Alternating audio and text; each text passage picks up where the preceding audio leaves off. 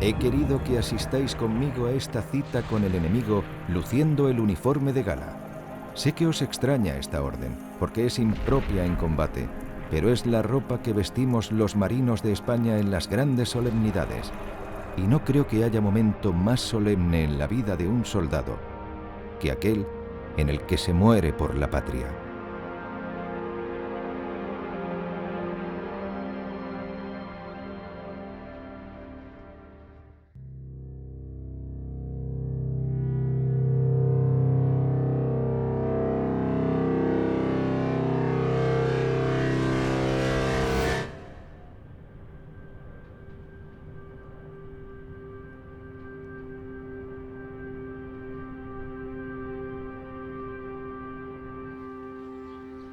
El siglo XIX fue convulso para España. En sus inicios, Napoleón había ocupado el país. Pronto se perdió casi todo el imperio de ultramar y se sucedieron mandatarios que no supieron encauzar el rumbo de la nación. Liberalismo, absolutismo, regencia, guerras carlistas. Un siglo difícil en el que nació Pascual Cervera. Cervera nace en un mundo, en una España en clara convulsión, que está buscando un modelo de Estado, un modelo político que genere estabilidad en España.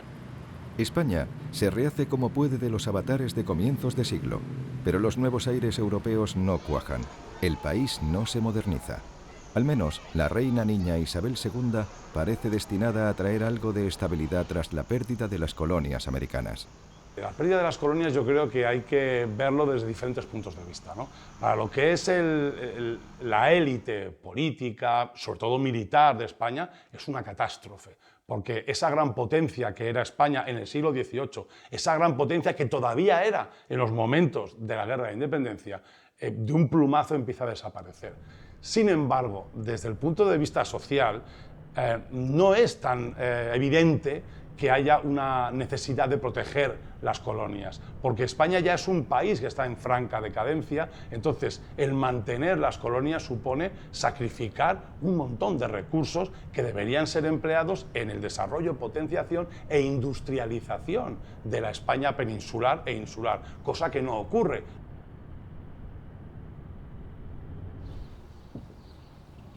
Pascual Cervera pasará su infancia en ese tiempo de relativa calma en su localidad natal, Medina Sidonia. Un buen lugar para un niño con ansias de mirar al horizonte y soñar con lejanas aventuras.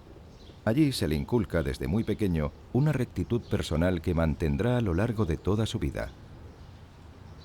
La tradición marinera de Medina Sidonia tiene una raíz, yo creo que geográfica.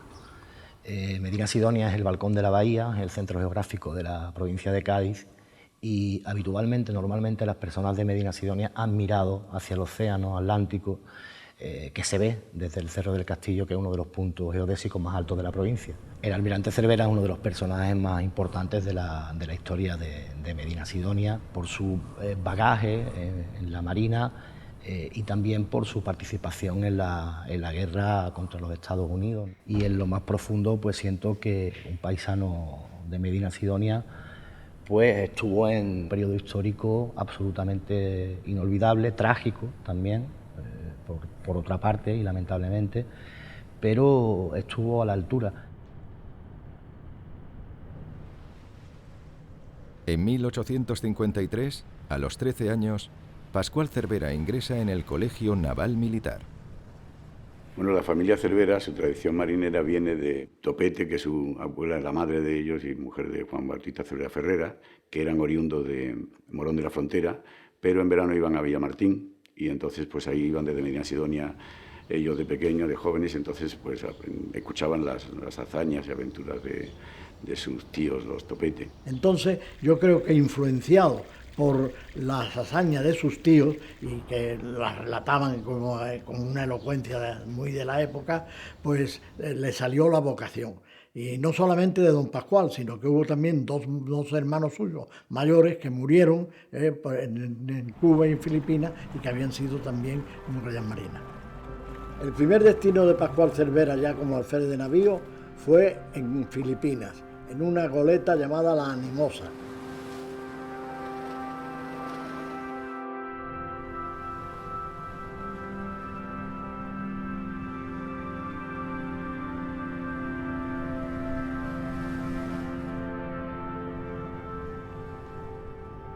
En 1858, Cervera viaja por primera vez a Cuba, una isla que le causa una honda impresión y que con el correr de los años quedaría ligada para siempre con su nombre.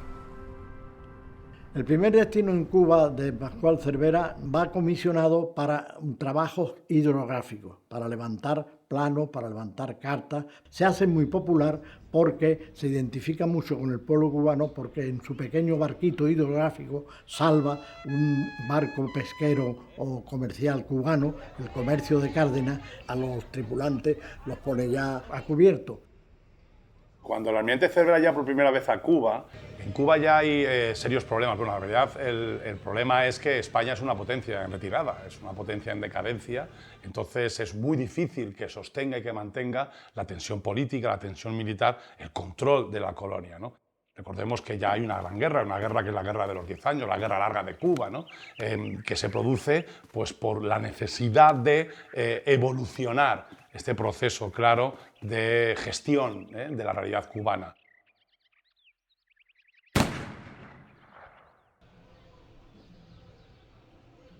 Los distintos gobiernos de España en el siglo XIX casi siempre tomaron decisiones que seguían el camino contrario al necesario en cada momento.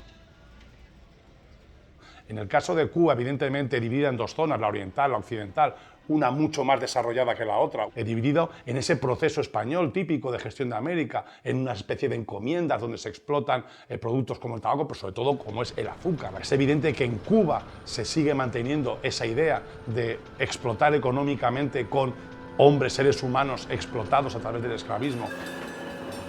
La esclavitud española es un tema tabú, o lo ha sido durante demasiado tiempo. Pero en Cuba o Puerto Rico había esclavos africanos tratados y considerados como una mercancía más.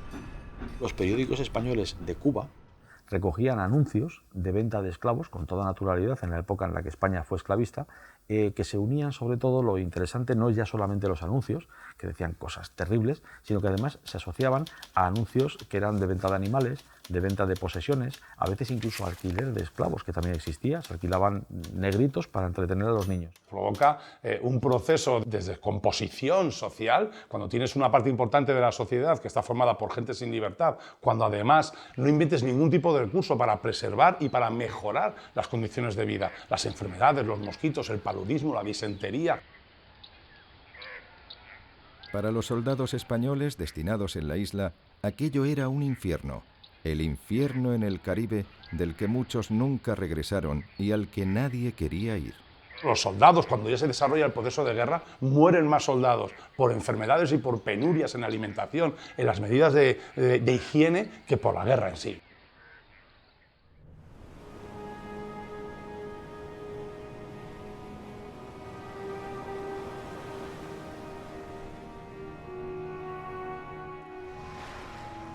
Otra posesión española eran las Islas Filipinas, una región al otro lado del mundo compuesta por incontables archipiélagos que nunca estuvieron del todo dominados por España y donde proliferaban los piratas asiáticos.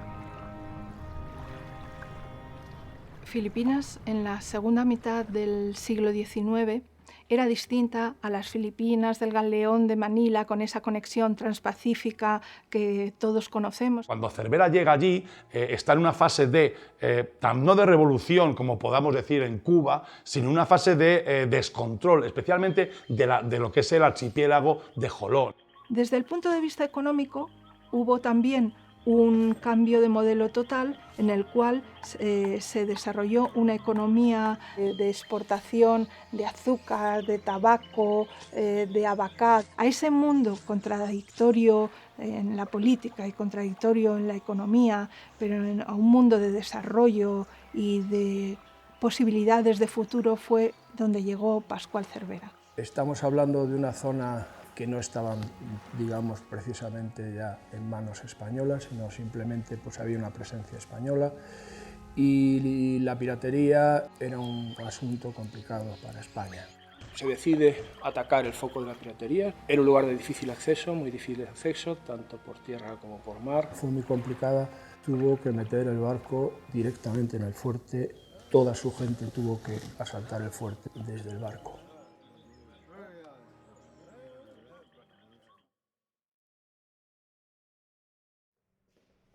Una de las labores de Cervera en Filipinas fue la elaboración de cartas náuticas del archipiélago de Joló, al que años después habría de volver convertido en gobernador militar. Pascual Cervera en Filipinas estaba integrado en una comisión hidrográfica cuyo objetivo era el levantamiento cartográfico de toda la zona sur de Filipinas y en concreto él destacó por sus trabajos en el archipiélago de Joló. Las principales dificultades que encontraron a la hora de cartografiar Joló fueron tres. En primer lugar, las propias características geológicas de la zona suroeste. Luego, por otro lado, las inclemencias meteorológicas. Es una zona con muchos monzones, con huracanes continuos. Y por último, y quizá la más importante, y por la cual después fue bautizada como la hidrografía de guerra, eran los ataques continuos de piratas joloanos. Esto nos hace pensar, sobre todo, y recordar que el ejército español no solo es un ejército, sino que es una fuente de ciencia e investigación. En el caso de Cervera no hay más que echar un ojo a aquellas maravillosas cartas para comprender que es mucho más que un militar, es un científico al servicio del ejército español. Tras los combates y el duro servicio, Cervera recibe un permiso para regresar de Filipinas a la península. En Cádiz, en 1865, contrae matrimonio con Ana María Jácome. Son momentos felices para la joven pareja, pero como todo en la vida de Cervera, no durará mucho.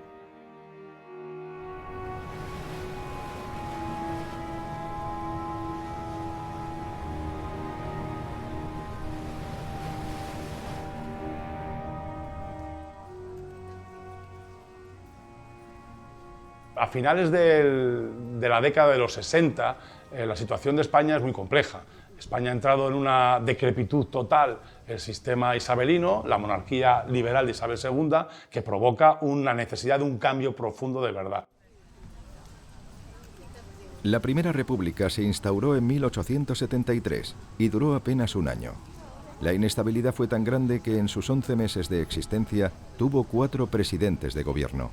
La proclamación por Pi y Margall del Estado federal provoca la eclosión de los localismos, provoca que haya un montón de cantones. El principal, el más famoso, el que se convierte en una rebelión que provoca la dimisión de varios presidentes de la República, el de Cartagena, pero sobre todo también muy importante lo que ocurre en Cádiz, donde es protagonista el almirante Cervera al frenar la rebelión de los barcos del ejército, de la marina, en la proclamación de ese cantón.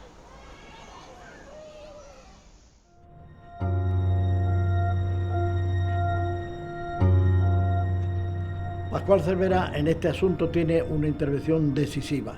Estaba ya destinado de ayudante mayor del Arsenal, donde cuando ocurre el movimiento cantonal en Cádiz. Y consiguió con su ánimo y con su saber hacer pues predisponer a las dotaciones de los buques y a las dotaciones de tierra para que lucharan contra los cantonales. Y su participación a favor del gobierno pues fue crucial para que se consiguiera pues abortar la revolución. Posteriormente pasó a hacer una misión especial en Madrid. Tuvo que llevar una serie de pliegos y tuvo que volver con un ministro plenipotenciario para poder hablar con el almirante inglés, que se encontraba fondeado en escombreras, para poder liberar a las 2 fragatas acorazadas que habían apresado los ingleses. La Armada Británica, actuando por mandato internacional, había apresado 2 barcos rebeldes declarados por España como piratas. La situación era desesperada y urgía recuperarlos. Para meterse en Cartagena, que estaba rodeada de rebeldes por todas partes, Cervera acudió a la estratagema de fletar un barco, una vieja goleta, la Prosperidad, haciéndose pasar por francés. Y entró con velas desplegadas, con los altavoces hablando francés por todas partes, ya lo tenían entrenado, burló el acoso de todos los barcos que estaban conchavados con el cantonalismo. Consiguieron que el almirante inglés hablase con el ministro español, con el plenipotenciario, y que se llegase a un acuerdo, y posteriormente las 2 fragatas fueron devueltas al gobierno de la República. Defendía el gobierno constitucional, defendía el gobierno de la Primera República y estaba a favor de este gobierno.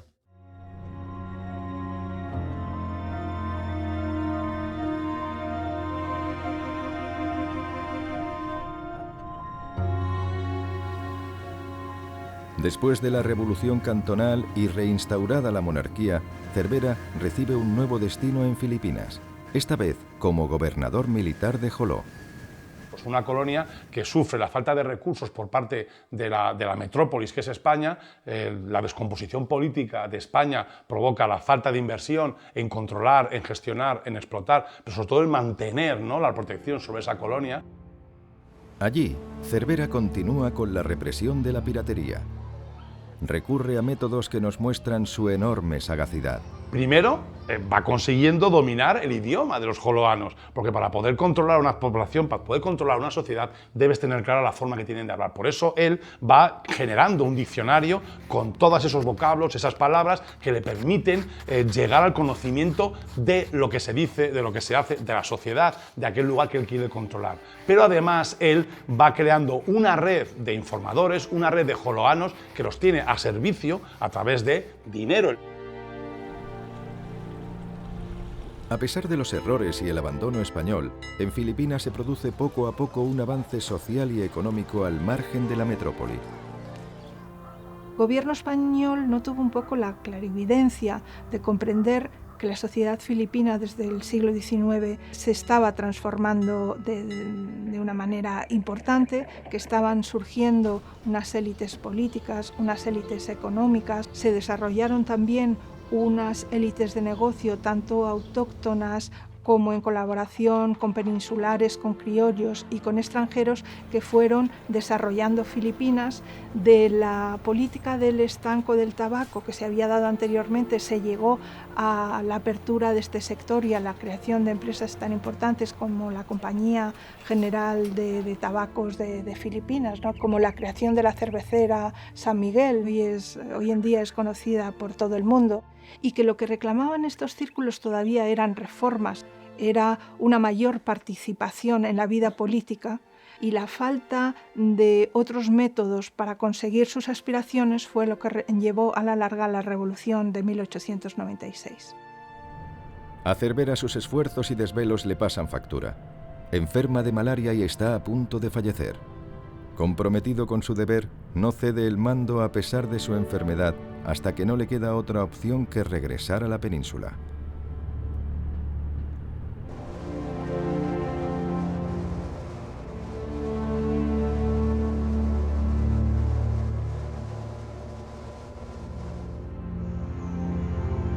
En 1874, en Sagunto, el general Martínez Campos provoca un golpe de Estado, proclama a Alfonso XII como rey de España y se inicia un proceso de constitución de un nuevo modelo de Estado. Una vez más, en base a una constitución, una vez más, en base a un modelo político, legal, estructurado, en este caso liderado por Alfonso XII, pero sobre todo por Antonio Cánovas de Castillo. El presidente Cánovas del Castillo lo llama a Madrid y le ofrece un destino en el Ministerio de Marina.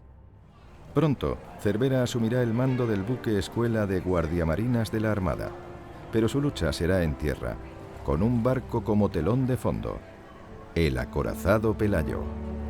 El capitán de fragata entonces, Pascual Cervera, con 46 años, es destinado como presidente de la comisión de construcción del acorazado Pelayo en Francia, en los astilleros de Toulon.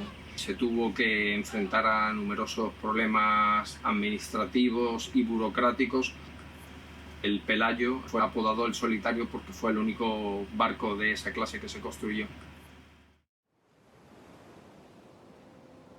España, que había construido grandes buques en tiempos pasados, se veía ahora limitada y dependiente del extranjero para dotar a su armada del material necesario. Una vez más, los sucesivos gobiernos no supieron entender el camino hacia el que marchaba el mundo.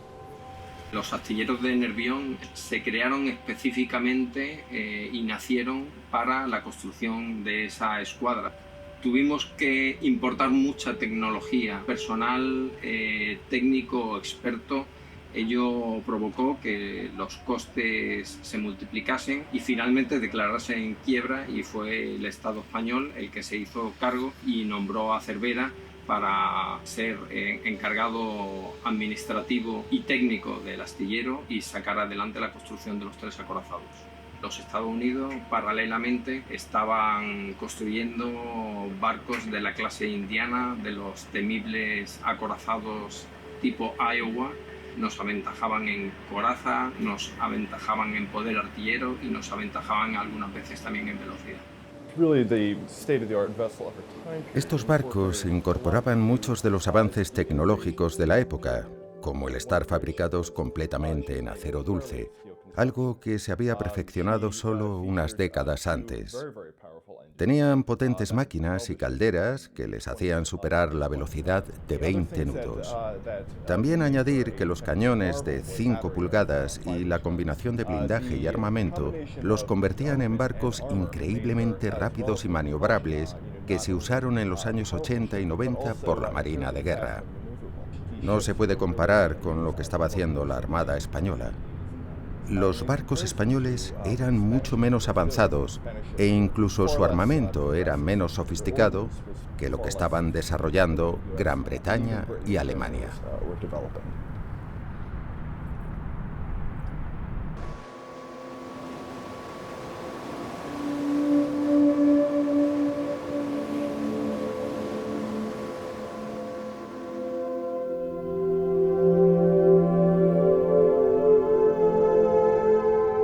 Tras una estancia en Londres, donde Cervera puede conocer las nuevas técnicas de construcción de barcos de guerra, el tiempo del almirante se une con su destino. La guerra está a punto de comenzar. El interés de Estados Unidos por Cuba va siendo paulatino, pero se concreta ya con mucha claridad a partir de 1823 con el enunciado de la doctrina Monroe, que reivindica ya América para los americanos.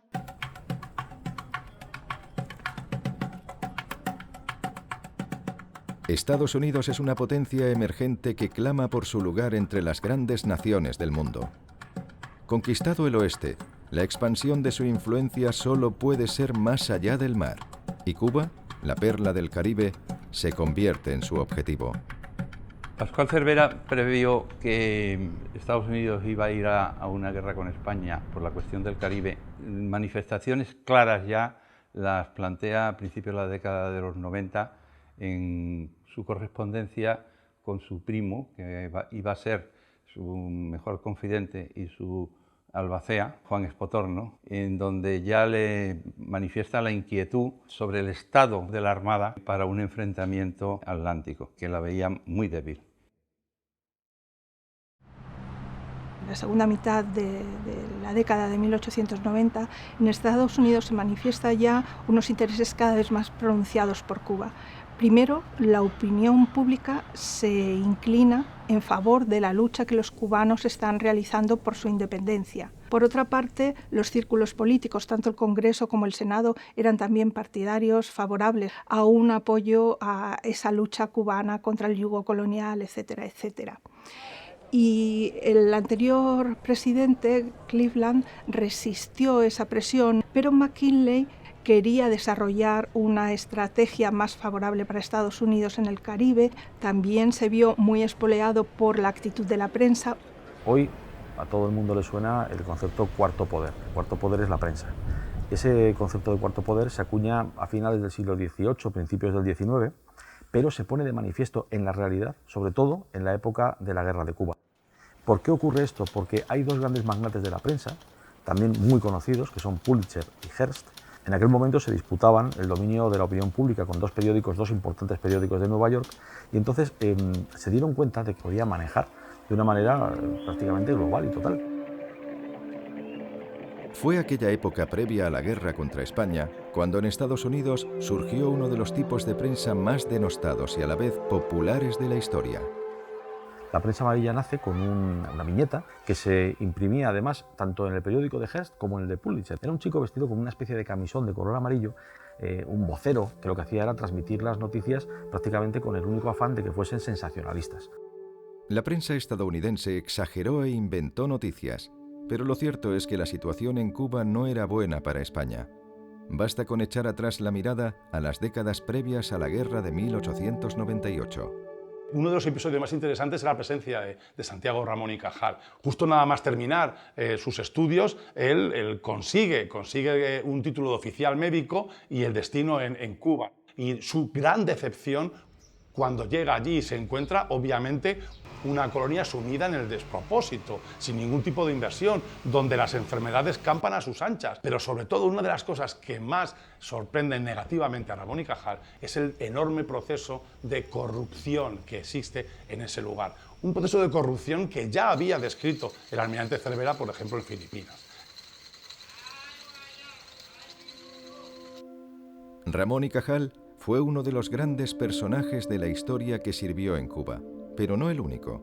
También un joven Winston Churchill, con afanes de aventura, conoció la guerra interna que España mantenía en la isla. Él tenía 21 años y pidió a sus autoridades militares que lo asignaran una especie de observador militar para conocer cómo funcionaba una guerra en la realidad. Aprendió cómo éramos los españoles, la forma tan orgullosa de ser de aquel momento, que no admitían que nadie les criticase o que luchase contra ellos de una manera no abierta, no directa. Eran gente muy aguerrida, que era capaz de llevar adelante sus ideas contra viento y marea, y eso, curiosamente, le hizo, en la época ya de la Segunda Guerra Mundial, darse cuenta de que la unión posible de España al bando alemán era peligrosa.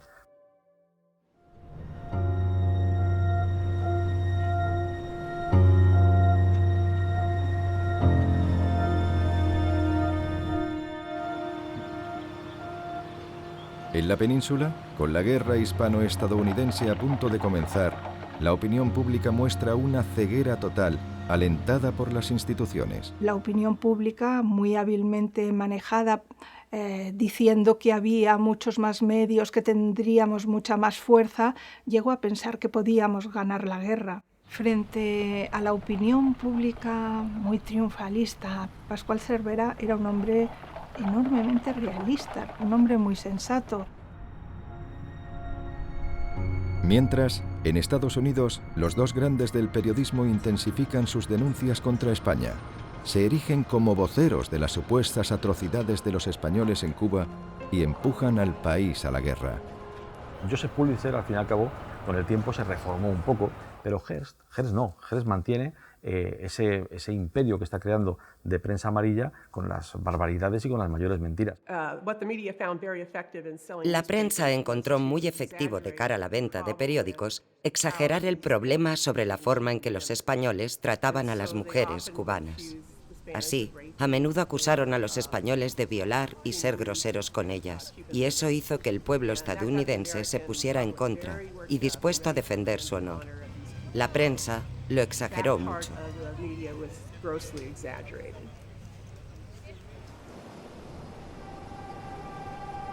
El gobierno nombra a Cervera en 1897 jefe de la escuadra española. Sus barcos están mal dotados, alguno sin su artillería principal. Sus hombres no tienen el adecuado adiestramiento. Los recursos son escasos. Por su parte, en Estados Unidos todo está listo para la guerra. Solo falta un detonante que llevará por nombre Maine.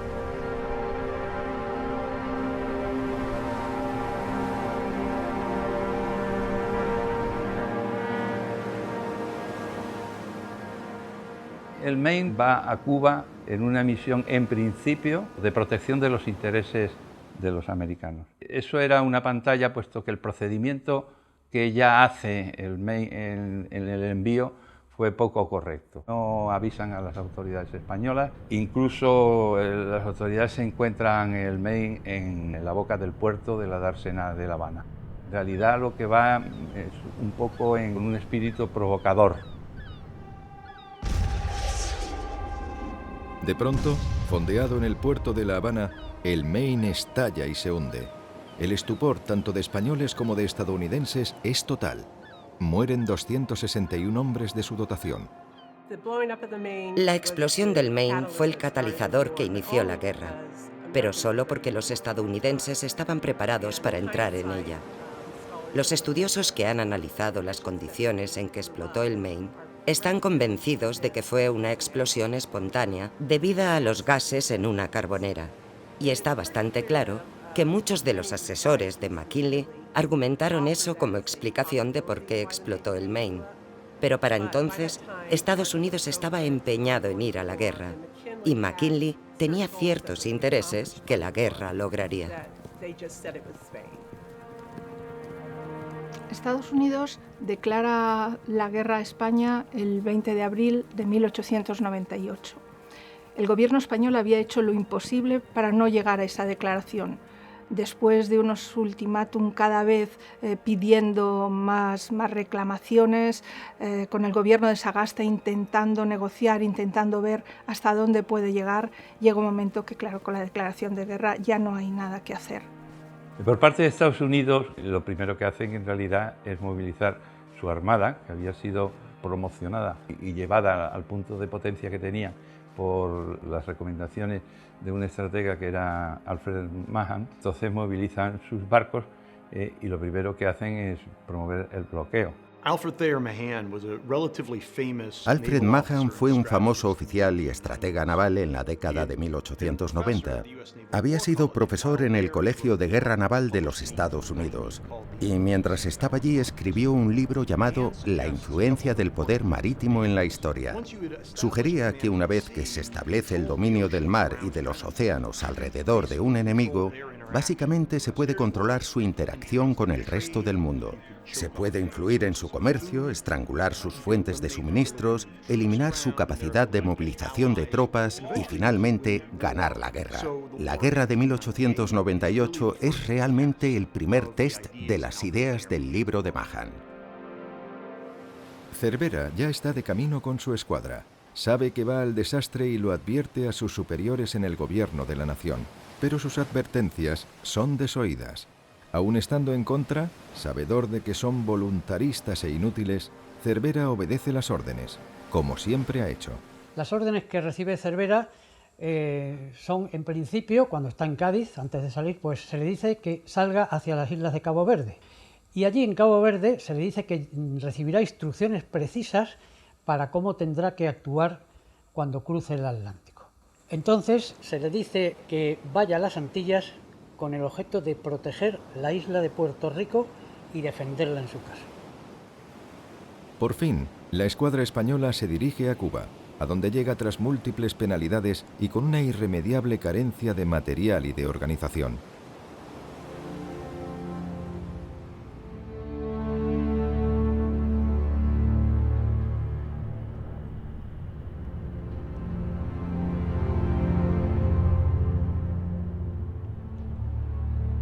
El 19 de mayo de 1898, Pascual Cervera está ya en Santiago de Cuba. A partir del 27 de mayo ya ha llegado el grueso de la escuadra americana y se ha producido un bloqueo verdaderamente riguroso al cual es cada vez más difícil enfrentarse. En esa situación, el 31 de mayo, hay un bombardeo de los barcos americanos hacia la escuadra en el puerto, que causa algunos daños, no grandes para algunos.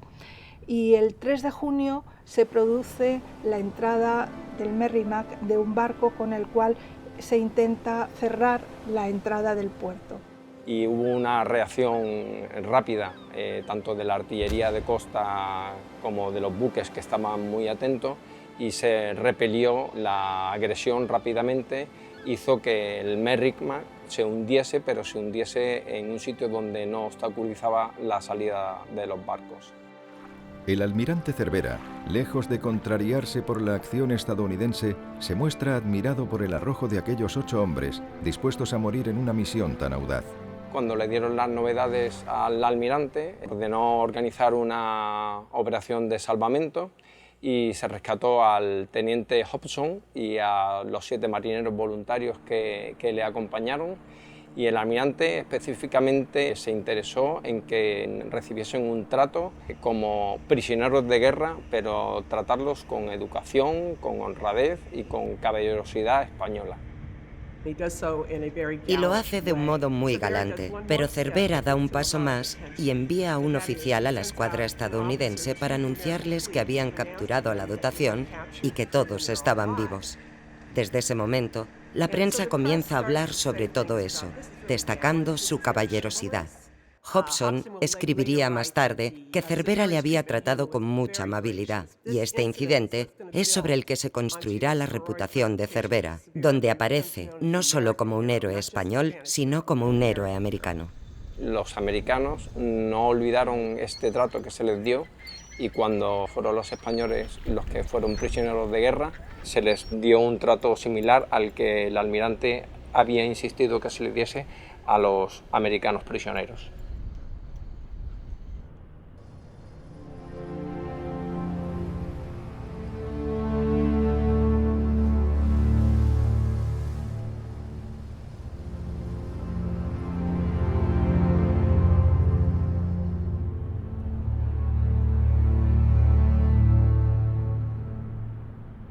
Hay textos, cartas, telegramas de Pascual Cervera enormemente dramáticas, haciendo ver cuál era la verdadera situación, cuál era la realidad y a qué consecuencias se iban a tener que enfrentar.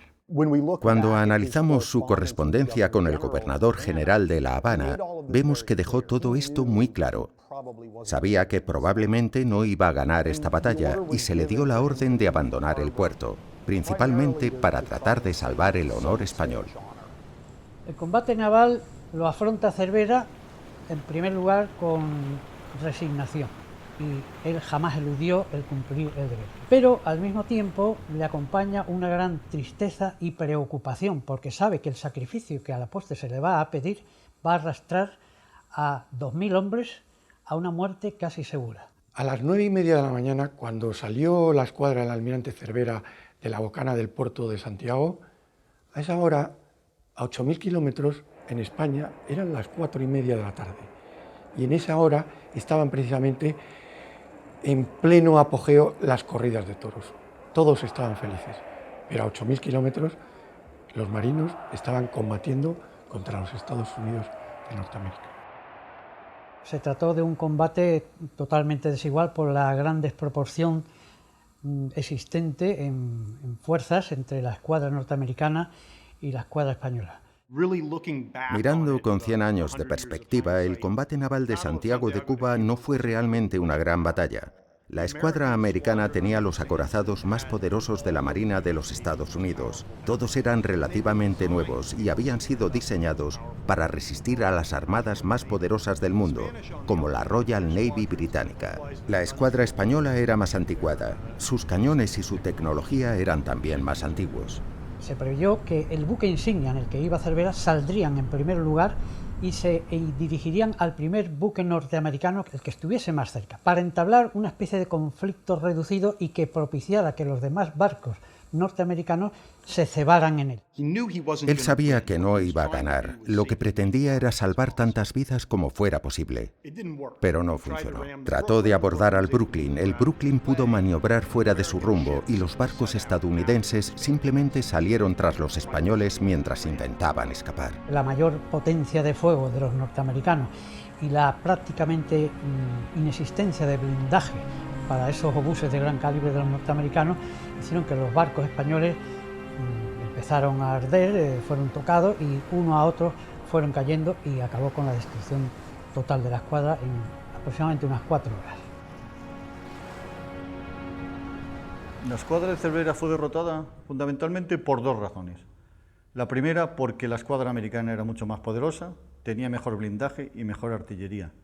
Y la segunda, por falta de recursos. Incluso 2 meses antes, Cervera, cuando iba a hacer unos ejercicios preparándose para la guerra, fue avisado por el ministro de Marina que debía ahorrar en carbón y en munición.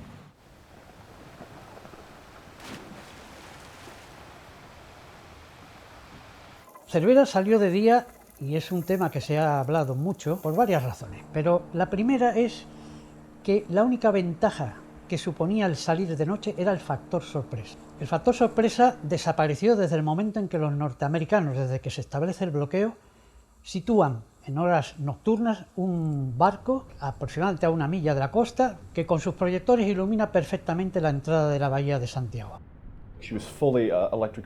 Una de las características que se consideraba en realidad casi un arma en los años 80 eran los proyectores eléctricos. Estos resultaban casi tan indispensables como los barcos y las propias armas. Eso es algo que, por supuesto, se demostraría útil durante el combate de Santiago de Cuba.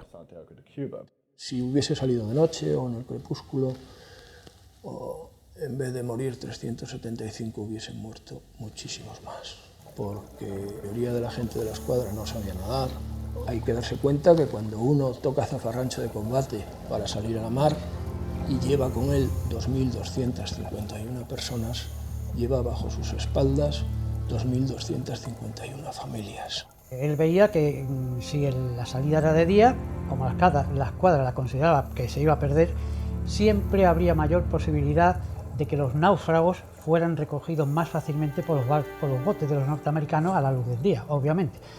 Los pocos que sabían nadar podrían también, asimismo, haber alcanzado la costa a nado.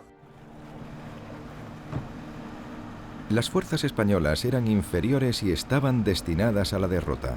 Pero una década antes de la guerra, un ingeniero y marino presentó a la Armada un arma que pudo haber cambiado el curso de la historia: el primer submarino moderno. El submarino de Isaac Peral pudo cambiar el rumbo de la guerra.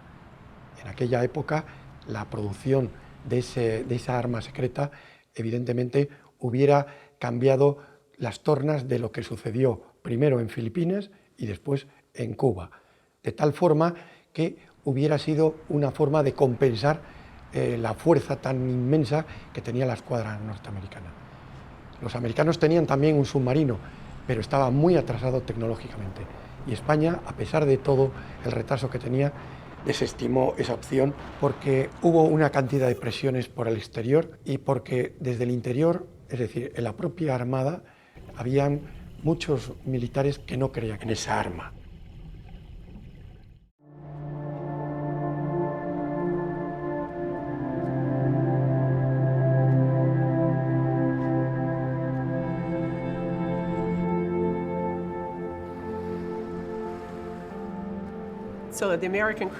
Los americanos pasan al rescate y en lugar de luchar contra los españoles, rescatan a una enorme cantidad de ellos, incluido al propio Cervera y su hijo. Cervera fue trasladado inicialmente al crucero Gloucester y a continuación al Iowa. Cuando Cervera es subido a bordo del barco americano, lo reciben con honores de oficial y sube en ropa interior, ya que se había despojado del uniforme para evitar quemarse. Rehúsan a aceptar la espada de estos oficiales que se están rindiendo y les dieron ropa de inmediato. Fueron tratados muy correctamente, tanto él como todos sus oficiales. Incluso el capitán de navío Evans le llegó a decir que le consideraba como un héroe y que había hecho un sacrificio sublime. Los marineros supervivientes, que fueron en torno a los 1900, resultaron ser bastantes más de los que esperaban. Fueron agrupados en 3 bloques y llevados hasta los Estados Unidos, a Norfolk, a Portsmouth y a Annapolis. Este es un punto interesante, porque en ese momento el ejército de los Estados Unidos quería tener a estos prisioneros de alto rango, pero la Marina dijo que no iba a entregárselos. Muchas ciudades manifestaron su interés en recibir a los prisioneros por la notoriedad que les reportaría, pero la Marina fue lo suficientemente sensata como para darse cuenta que llevarlos a Annapolis, la cuna de la aristocracia naval, parecía lo mejor. Allí Cervera fue alojado en una casa confortable, permitiéndosele que estuviese con él su jefe de Estado Mayor y un ayudante y la servidumbre necesaria para que estuviese cómodo. Fue tratado más bien como un huésped de la nación, más que un prisionero de guerra.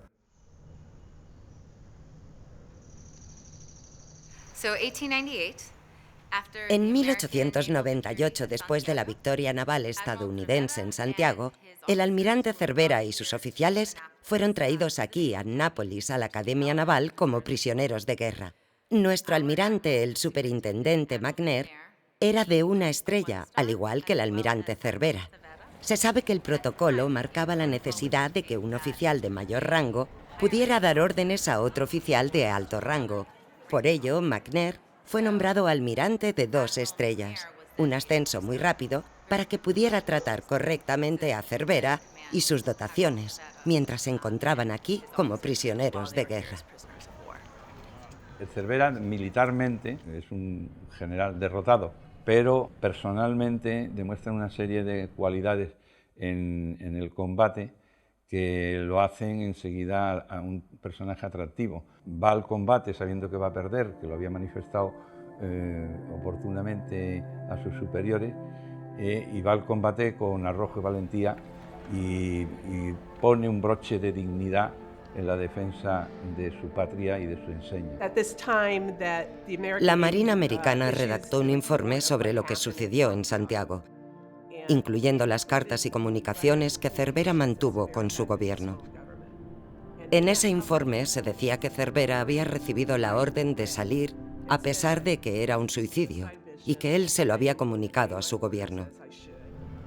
Esas cartas, más el hecho de conocerse las órdenes que le urgían abandonar el puerto, consiguió que los americanos realmente lo apreciaran por estar dispuesto a renunciar a su vida por el honor de su país y por ser caballeroso con un prisionero americano. Entonces la misma prensa que tuvo y soltó tantísimas barbaridades contra España en los preámbulos de la guerra, hace un giro de 180 grados y pasan a elogiar al vencido. La prensa americana cambia totalmente su posición sobre España y se dedica a ensalzar nuestros valores, se dedica a ensalzar particularmente los del almirante Cervera, pero también los de la nación como tal, y esto hace que tengamos grandes titulares de la prensa que vino ya, eso sí, después de la guerra.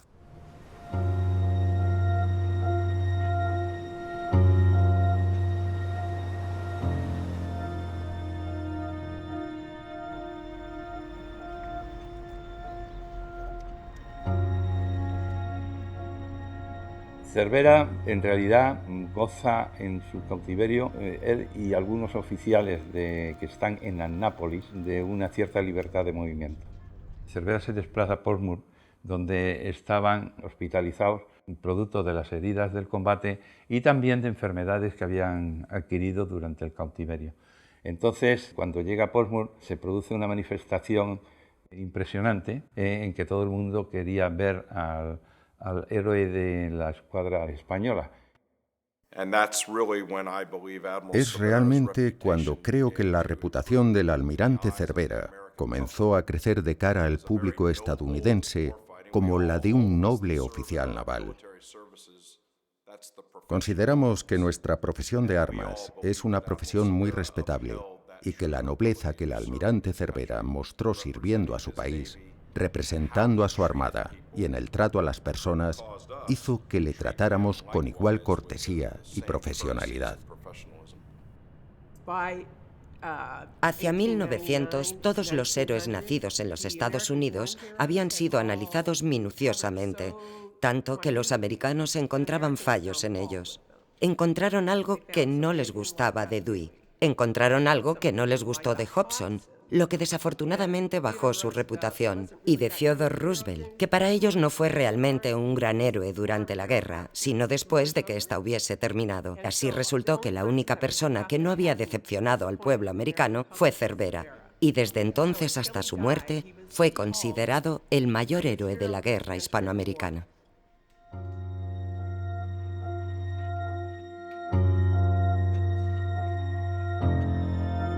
Cervera se convierte en una celebridad y el gobierno de Estados Unidos le ofrece obtener la libertad bajo palabra de no volver a luchar mientras dure la guerra.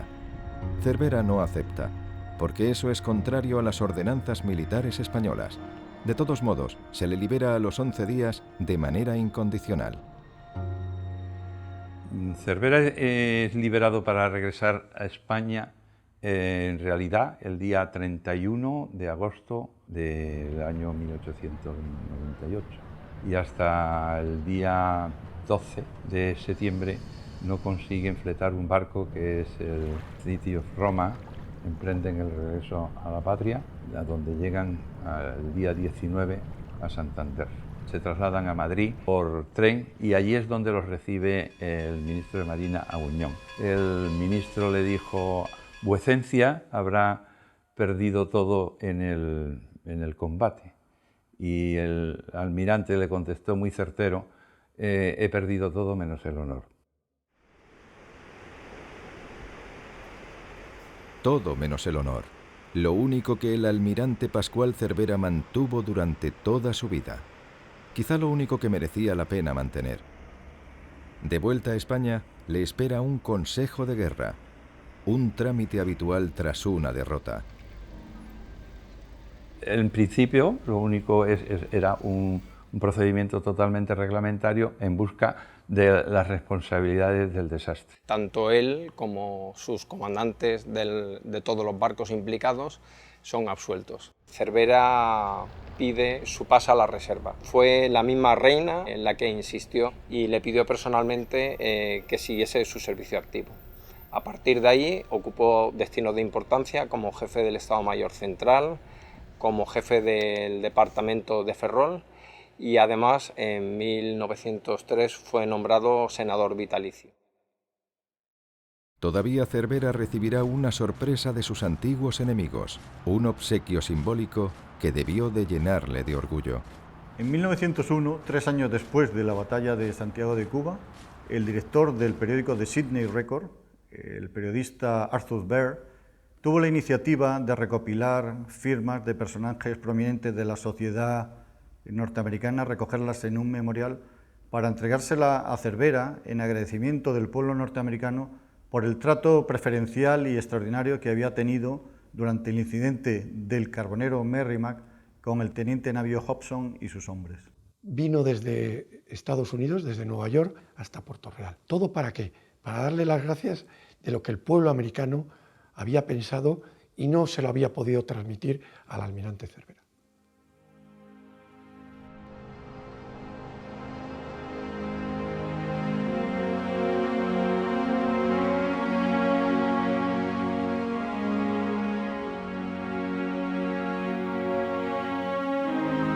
En 1907, con su salud muy delicada, deja su último destino en el servicio activo, en el departamento de Ferrol, y se traslada a su querida bahía de Cádiz y se establece en su casa solariega de Puerto Real, donde en abril de 1909 fallece. Inicialmente es enterrado en Puerto Real, pero a los 5 meses de su fallecimiento, por Real Decreto, se establece el traslado de su cuerpo al Panteón de Marinos Ilustres de San Fernando, traslado que se hace efectivo en 1916 y es donde descansa en la actualidad. El almirante Cervera murió hace más de 100 años, pero su legado continúa en forma de las vidas que salvó y sus descendientes. De los 2.600 hombres que componían la escuadra del almirante Cervera, 1.900 sobrevivieron al combate naval. A lo largo de todos estos años me he preocupado de estudiar cuántos descendientes pudieron salir de esos 1.900 hombres. Los cálculos que hemos hecho a lo largo de estos 100 años hace que en esas 4 generaciones, contando con los cálculos de las mermas por la guerra civil, no casamientos, etcétera, más de 175.000 personas estemos vivas, y entre ellas yo mismo. Nos hemos dado cuenta de que hay una similitud entre el legado de la familia Cervera, sirviendo generación tras generación tras generación en la Armada Española, y la del que era superintendente en 1898, durante el tiempo que Cervera fue prisionero de guerra. Su nombre, Almirante Frederick McNair. Un trato que terminó por crear una relación profesional con los oficiales y marinos que se encontraban aquí.